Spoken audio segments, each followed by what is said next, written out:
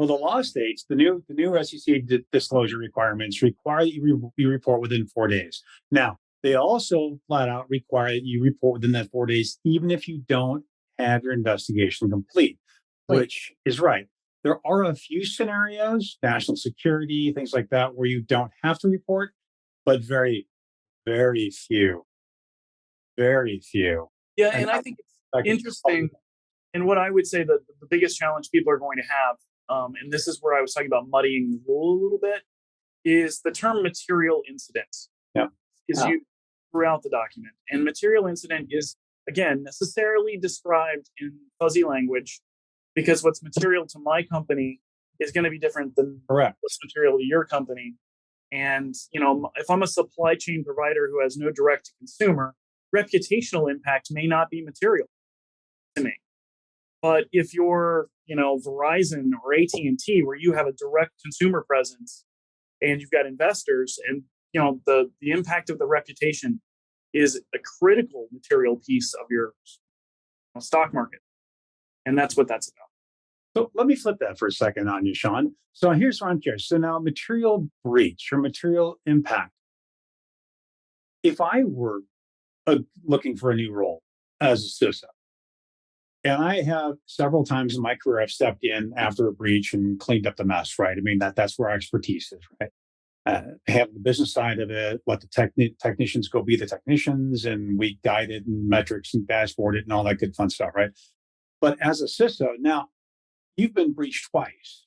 And I say you euphemistically, I may not want to come to work for you. Now, that is a material problem because now my expertise is in coming and cleaning up a mess, right? My expertise is to avoid some of these reputational problems, to avoid some of these technical issues, some of these business issues. But if I don't want to come to work for you because now you repeatedly, how do you measure that? I mean, is that even considered? I mean, what's your stance on that? I I mean that's a market advantage, right? You're talking about de-incentivizing top talent recruitment. Yeah. And I think that's hard to quantify. And I don't know, maybe this is an area, Laura, with your background in human resources and hiring. I mean, how would you handle that?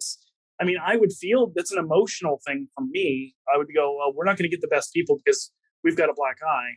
Nobody wanted to go work for Target, 2 months after the Target breach because we knew we had to clean up a mess and then there wasn't support.